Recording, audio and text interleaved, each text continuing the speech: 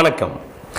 பாடலில் ஒரு சொல். அது என்னங்க பாடலில் ஒரு சொல் அப்படின்னா, இந்த தொடரில் ஒரு பாட்டு முழுவதும் நம்ம பேச போறதில்லை. ஒரு பாட்டில் இருக்கக்கூடிய ஒரே ஒரு சொல்.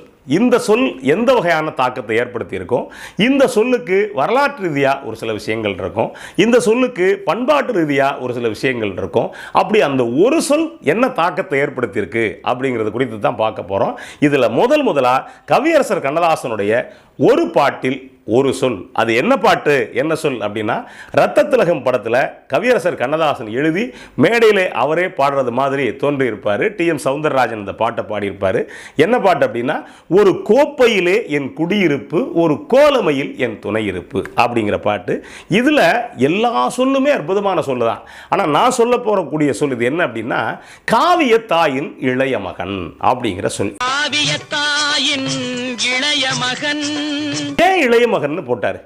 நடுமகன் போட்டிருக்கலாம், மூத்த மகன் போட்டிருக்கலாம். இதில் யோசிச்சு பாருங்களேன். முன்னாடியெல்லாம் ஒரு 5 அண்ணன் தம்பி இருந்தாங்கன்னு வச்சுங்களேன். மூத்தவனுக்கும் இளையவனுக்கு தான் மரியாதை இருக்கும். மூத்தவன் ஈஸியாக சொல்லிடுவாங்க, இளையவன் ஈஸியாக சொல்லிடுவாங்க. இவர் நடுவுலவன் அப்படிம்பா.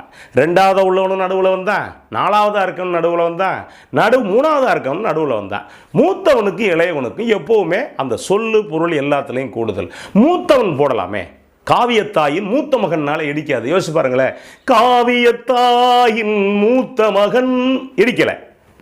ஏன்? மூத்த மகன்னா எப்பவுமே சிறப்பு. அவன் தானே அந்த குடும்பத்தில் அண்ணன் தம்பி 5 பேர் இருந்தா, அப்பாவுக்கு உடம்பு சரியில்லை, அப்பா ஒருவேளை இறந்துட்டார் அப்படின்னா, அப்பா ஸ்தானத்தில் இருந்து அவன் தானே பார்க்குறவன். அப்போ அவன் தானே தலைவனாக இருக்க முடியும். இன்னும் சொல்ல போனால் மூத்த மகனுக்கு இன்னும் மரியாதை உண்டு. அந்த வீட்டில் 50 பேரும் இருக்க 4 தம்பி 5 பேர் இருந்தால் 4 தம்பியும் அவ்வளோ மரியாதை கொடுப்பாங்க.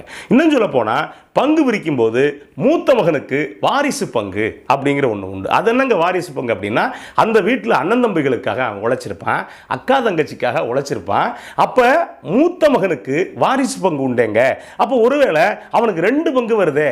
அப்போ அந்த வகையில் எல்லாம் இதெல்லாம் முன்னாடி இருந்துச்சு, இப்போ இருக்கான்னு கேட்கக்கூடாது. அப்போ அந்த வகையில் காவியத்தாயின் மூத்த மகன் அப்படின்னு போட்டிருக்கலாமே.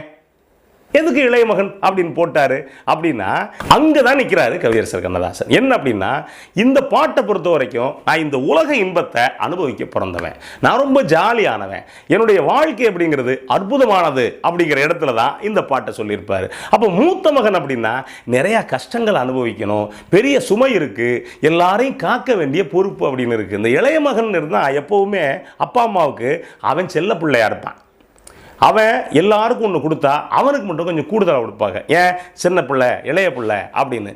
இன்னொன்று என்ன அப்படின்னா, இந்த 4 பேருடைய அனுபவமும் இந்த இளைய பிள்ளைக்கு பெரும்பாலும் கூடுதலாகவே இருக்கும். அவன் எதை பற்றியுமே கவலைப்பட மாட்டான், ரொம்ப ஜாலியாக இருப்பான்.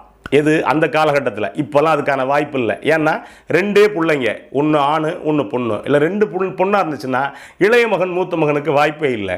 ஒரு பொண்ணு ஒரு ஆணாக இருந்துச்சுன்னா இளைய மகன் மூத்த மகனுக்கு வாய்ப்பே கிடையாது. 2 பசங்களாக இருந்தால் மட்டும் இப்போதைக்கு காவியத்தாயின் இளைய மகன் அப்படின்னு போடலாம். அந்த வகையில் கவியரசர் கண்ணதாசன் நான் செல்லப்புள்ளப்பா. யாருடைய செல்லப்புள்ள?